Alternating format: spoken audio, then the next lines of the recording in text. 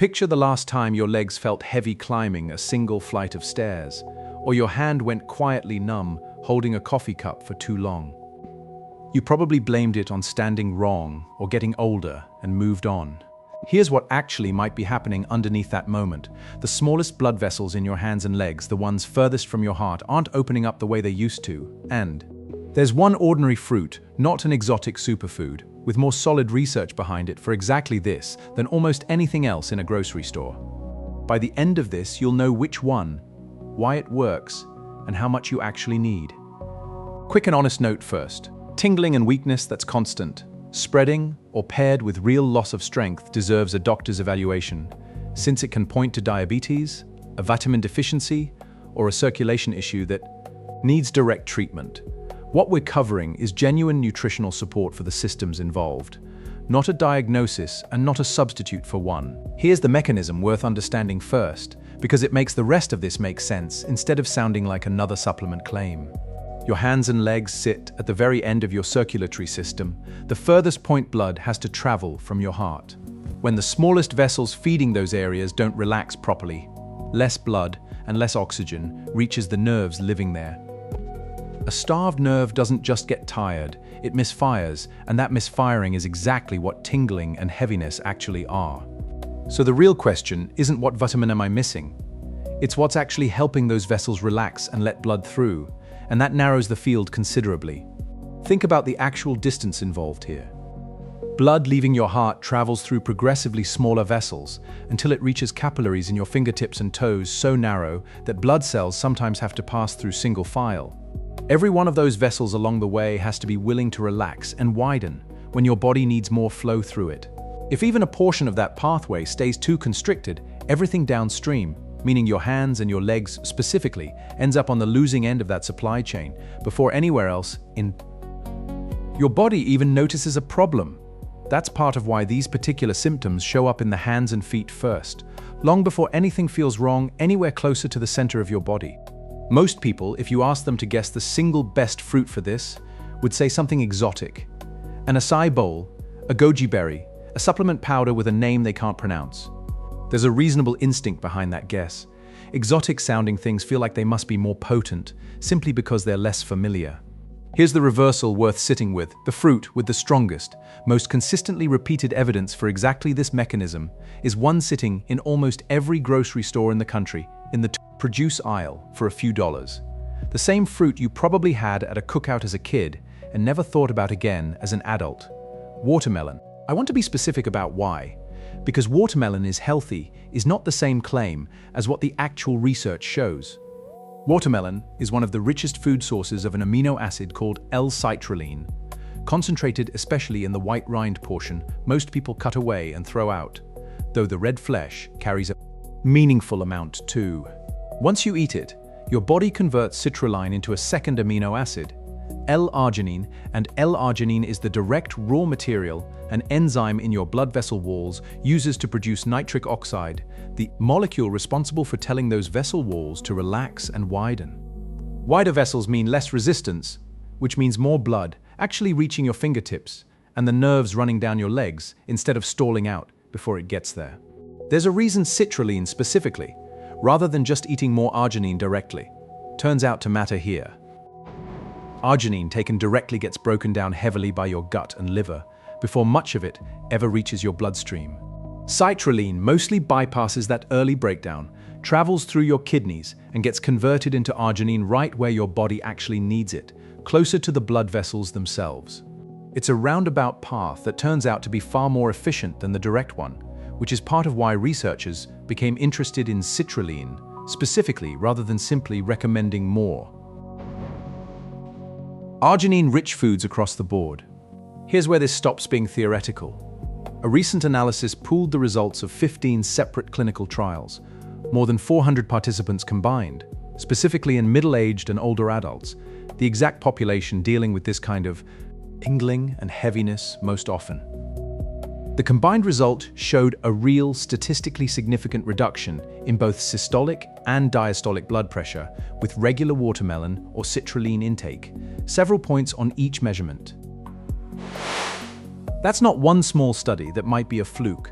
That's 15 separate research groups, run at different times in different places, converging on the same direction of effect, which is exactly the kind of repeated, independent confirmation that makes a nutrition finding worth taking seriously rather than dismissing as one lucky result. It's worth pausing on why blood pressure specifically matters here, since it might not seem obviously connected to tingling hands at first glance. Lower resting pressure in the smallest vessels, the ones actually feeding your fingers and toes, means those vessels are spending less effort fighting against constant resistance and more capacity, actually delivering blood forward into the tissue that needs it. A blood pressure number on a cuff around your arm is really a proxy for how hard your entire vascular system, all the way out to your extremities, is having to work just to keep blood moving. Now here's the part I want to be genuinely upfront about, because it's more interesting than a simple "it works," and it makes the whole picture more trustworthy, not less. Researchers looking at watermelon and arterial stiffness, essentially how flexible your blood vessels stay able to be, found something that only makes sense once you separate out who was actually being studied. In obese postmenopausal women with hypertension, watermelon supplementation produced a real measured reduction in arterial stiffness and in the artery pressure specifically feeding the legs. A separate, more recent, well-controlled trial gave healthy postmenopausal women regular watermelon juice for 4 weeks and found their blood lycopene rose significantly, exactly as expected, but their blood pressure and arterial stiffness didn't budge. Same fruit, same compound rising in the blood, 2 different outcomes. Here's why that isn't a contradiction. It's actually the most useful detail in this entire video. The women who saw a real improvement already had elevated blood pressure and stiffer vessels to begin with, something citrulline's vessel relaxing effect had genuine room to act on. The women who saw no change were already healthy, with vessels that weren't constricted to begin with, so there was very little tightness left for anything to relax. That's not a strike against watermelon. It's actually a clue about who benefits most, and if tingling hands or heavy legs are already showing up for you, that puts you closer to the first group than the second. A separate, more tightly controlled study measured something even more specific, using an extract from wild watermelon in otherwise healthy adults, and found it reduced stiffness specifically in the peripheral arteries, the ones running out toward the arms and legs, while directly measuring a rise in nitric oxide in the blood at the same time. That's about as close as this research gets to testing the exact question this video opened with. Does watermelon measurably affect the vessels supplying your hands and legs specifically? And the answer in that specific trial was yes. Stay with me, because here's the part that actually surprised me putting this together. Most people who've heard anything about watermelon and blood flow assume it's really about athletic performance, since citrulline supplements are popular with people who lift weights or run, sold in tubs next to protein powder at any sports nutrition store.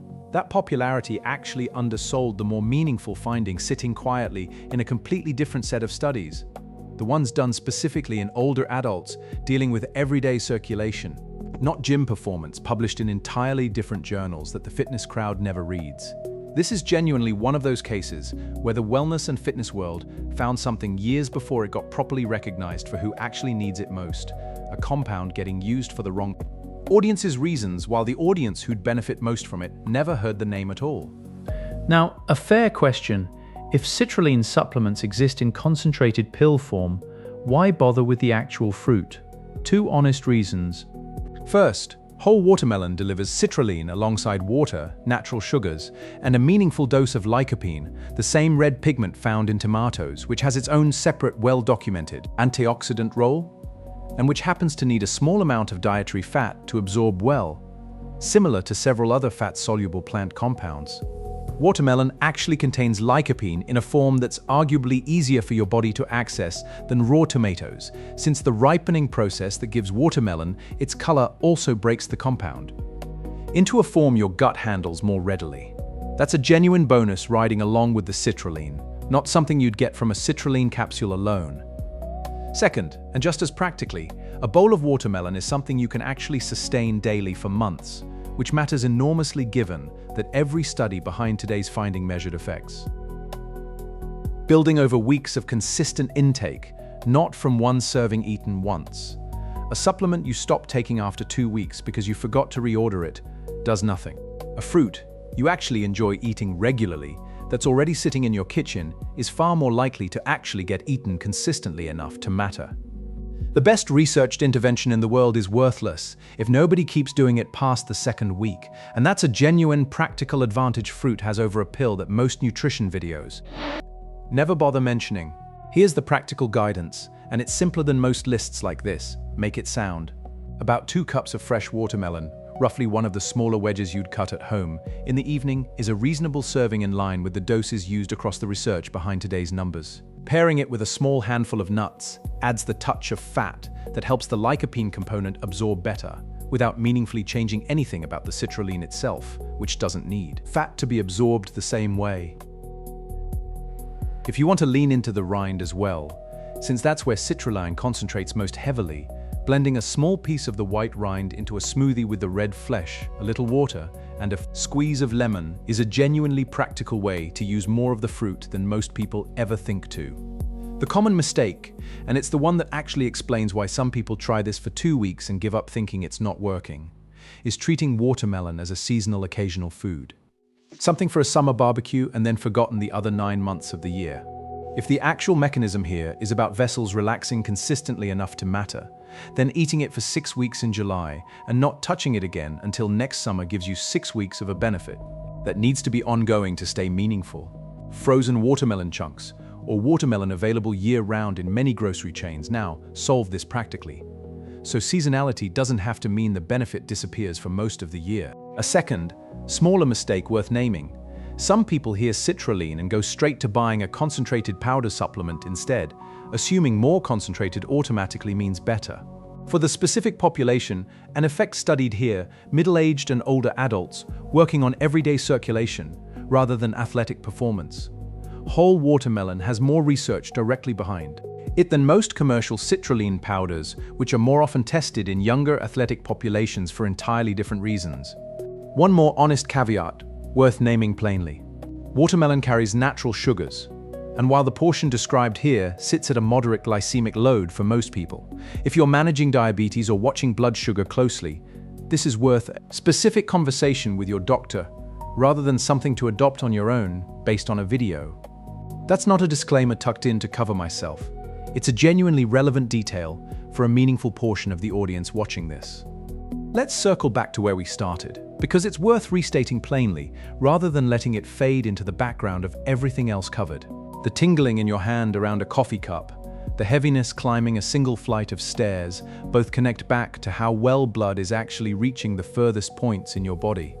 Watermelon citrulline is one of the most consistently studied, most accessible, least expensive ways to support that specific mechanism, not through some rare compound requiring a specialty store, but through fruit sitting in a normal produce aisle, in the same section it's always been in the entire time.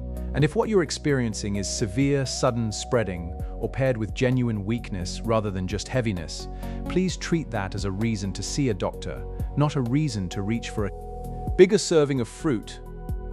Nerve symptoms like this are also one of the earliest, most treatable signs of a B12 deficiency or a blood sugar issue, and catching that early matters more than any single food, watermelon included. Nothing here is meant to replace that conversation. If anything, it should make it easier, since you'll walk in already having done something real about the part you can influence through your own kitchen, and with a specific, honest question to ask about the rest. So here's where that leaves you tonight. A real bowl of watermelon, a small handful of nuts if you want the lycopene benefit alongside it, most evenings for at least a month before judging whether it's doing anything, the same fair trial you'd give any genuine dietary change. Not a rare superfruit, not a supplement bottle, just the most ordinary thing at the produce stand, backed by more consistent research for exactly this problem than almost anything else on the shelf. Next to it, sometimes the most researched answer really is also the most boring one to say out loud, and that's worth trusting rather than dismissing just because it isn't exotic. Tell me in the comments if you're already a watermelon eater, or if this is new to you. I read every single one myself. And if this helped you understand what your hands and legs have actually been asking for, subscribe, because we'll keep digging into research like this, instead of reaching for whatever sounds the most exotic, one ordinary, well-studied food at a time.